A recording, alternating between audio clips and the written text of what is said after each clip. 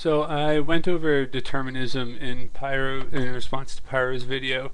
So as a response to this one, I'm going to go over the argument against causality. So first off, it should be said that causality and determinism aren't the same thing. Causality is the link between cause and effect, and determinism is simply what will happen, and you can't change that. So yeah, my argument for determinism is over there, but the argument against causality, well, it's most popularly known as the cosmological argument for God's existence. Thomas Aquinas did a big paper about it, but I prefer Aristotle's version. It's simpler. But basically it says that an infinite series cannot exist in reality, and Aristotle showed different proofs for that, and in a nutshell it's well, one of the arguments is that in order for an infinite series to exist, it would have to be able to contain infinite series within it, and since something cannot contain more than itself, an infinite series cannot exist. And that's the Mickey Mouse version. It gets more complex than that, but that's the gist of it. So an infinite series cannot exist, and that means that there must have been at least one unaffected cause, and there must be at least one uncausing effect. So there has to be an uncaused cause and an unaffecting effect, which means that there had to have been at least two, or there has to be at least two random events in the span of time, one at the beginning, one at the end. So the argument against causality is that because causality is an inductive argument that bases it on everything that we've observed as humans,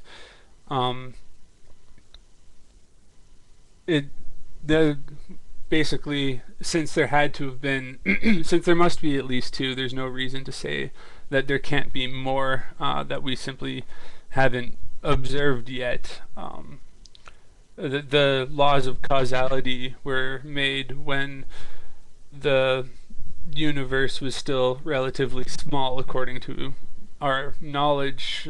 People still thought that the universe was thousands of years old, and that our galaxy was all it consisted of. But now that we know a lot more about the universe, I mean, our sample size grows relatively smaller the more and more that we learn about the universe, because the universe becomes relatively larger. And so, I mean, the time span that humans have been alive is relatively small compared to the amount of time that the universe has existed, and the space in the universe that we're able to observe is relatively small, and compared to the universe as a whole and the universe on a quantum level.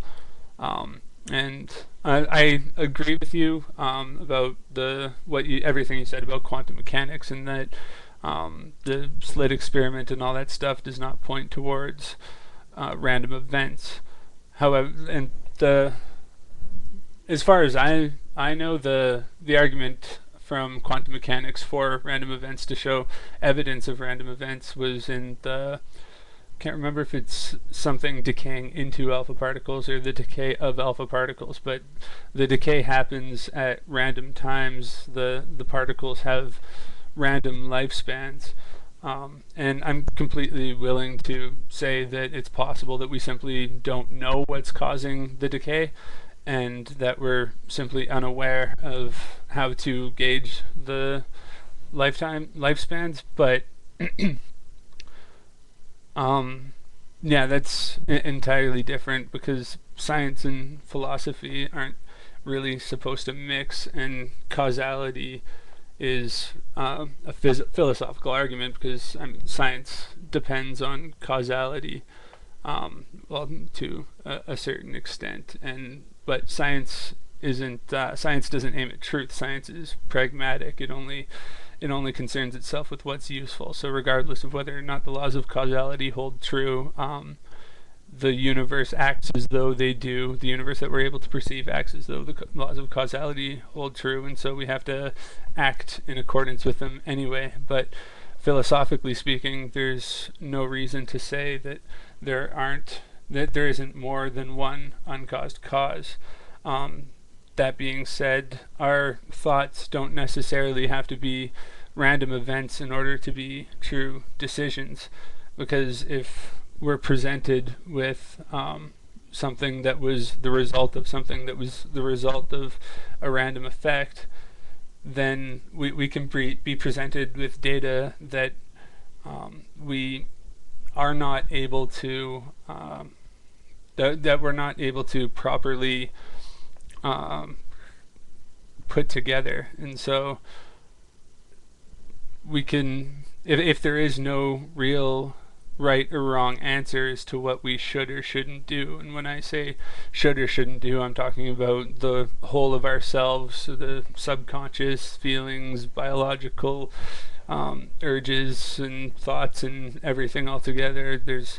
We generally do what we should do, and even if it appears as though we're doing something that we shouldn't do, the laws of causality would say that that's what we should do in that instance, in the sense that that's what would be an effect from the causes that led to it. But if the causes that led to it were random in their beginnings, then we can be faced with decisions that have no right or wrong answer. There's no decision which would be what we should do, and no decision which would be what we shouldn't do. And so in that case, we would have a true decision to make. That being said, again, I do agree with determinism, and but I think that it's a mistake to think of things in the sense of causality, because it's an unknown, we can't really define things that way. And the inductive argument for causality, at least insofar as we're able to observe within our existence, is strong, and there's no reason to pragmatically say that it doesn't exist. But philosophically speaking, if we're trying to define things, we have to try to define them objectively, and causality depends completely on a subjective argument. And so regardless of whether or not the laws of causality hold true, we have to find an alternate way of describing things.